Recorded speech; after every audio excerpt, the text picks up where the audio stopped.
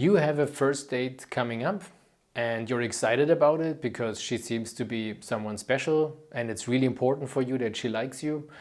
Or maybe you have been out of dating for a while and you just don't want to mess it up. Okay, let's get you ready.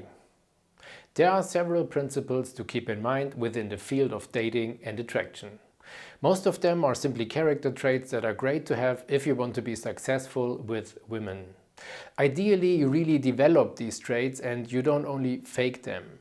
Let's look at the most important ones now and see how to apply them on a first date. The most important of these character traits is confidence, or I also like to say your strength. Being confident means to be certain about what you want, who you are and what you like, and to be able to communicate that clearly instead of acting insecure.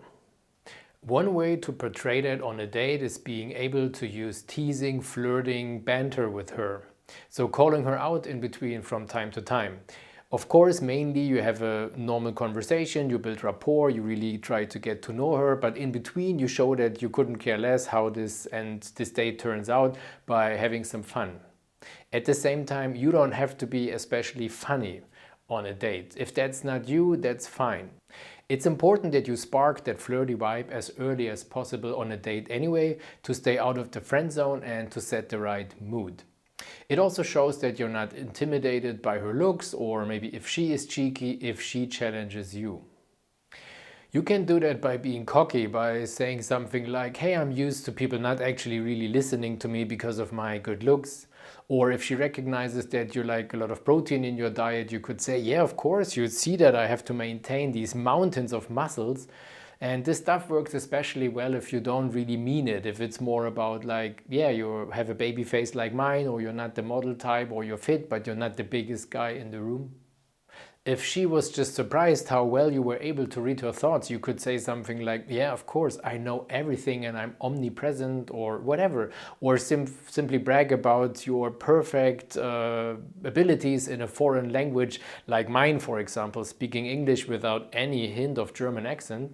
So best is in general to overdo it and to include your weaknesses, to make sure it doesn't sound like you want to impress her or you're just bragging all the time.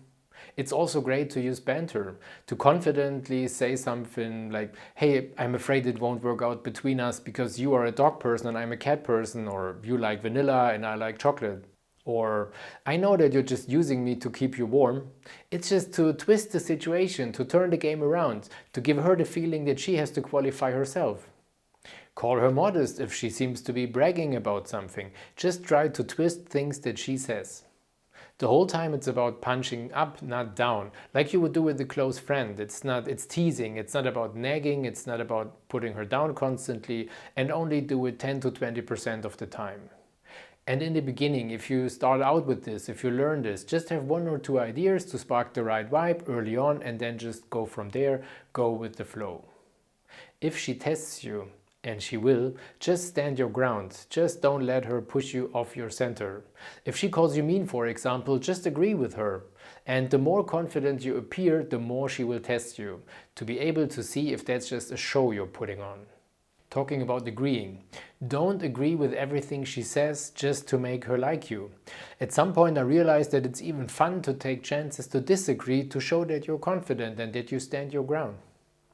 Just dance to your own tune, and when in doubt, take the strongest course of action.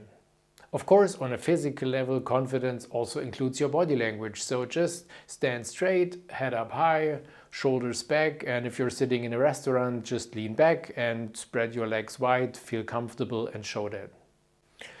Whew, that was a lot on confidence, right? Next character trait is charm. Being charming keeps you out of the asshole category, especially if you tease a lot in a cocky way.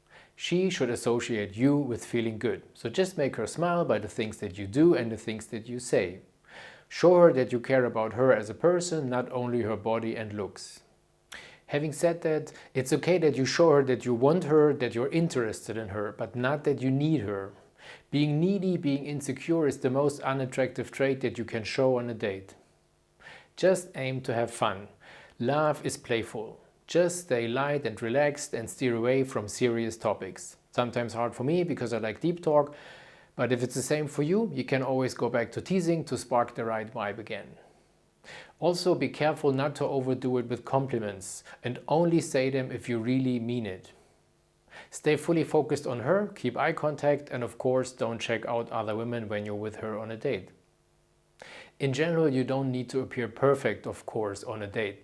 You're even more charming if you can laugh about yourself and show signs of vulnerability occasionally. Show details of your personality, but ideally only as brief glimpses of your soul in between. As the teasing is only 10 to 20% of the time, most of the time to be charming, you just build rapport, you ask good questions, and you listen very well. Ideally, you ask something that connects to her emotions. For example, if she mentioned an event, you could just ask her how she felt during that event. Up next, responsibility, one of my favorite principles in the field of attraction. If you're able to take responsibility, you show that on a date by leading the way. Having things to do, places to go to, or you can also make decisions like what table to take in the restaurant or offer something if she simply doesn't know what she wants to eat or to drink. Ideally, you also lead in the conversation. You do that best by asking questions, listening carefully, aiming to get to know her, let her do 80 to 90% of the talking, by you keeping your answers to her questions short and ideally funny. Yeah, I know, you also want to get touchy on the date, but okay. And that's also a great opportunity to show that you're able to lead. So don't force it. Ideally, you give her the invitation that it's okay to touch her by first touching you on your lower arm, or she's hitting you on your shoulder because you were so mean in the teasing part, or you just at some point sit close enough to each other that your legs and your shoulders are touching, and that might be the invitation that it's okay to put your arm around her or to rest your hand on her leg, and eventually this will lead to the first kiss as well. For the right timing of touching on a date, it's best to have a balance between it's not coming too early, but it's also not coming out of nowhere if you want to kiss her at the end of the date or ideally even before. It's simply masculine energy and your responsibility to advance physically on a date. But of course, if she offers resistance, if she communicates that it's too early for her, you completely back off and maybe have another try later on the date. You politely try to go forward in that regard without pushing too much. So let's break it off here because we covered the big three, the main traits you need on a date. These were the ones that you would expect maybe already, but just with my explanation. In part 2, I also tried to offer some traits, some principles that you might not expect, but that would make the whole thing complete if you want to be successful on a first date. So see you then. Thank you for your trust. Lots of success, especially on your next date. Bye for now.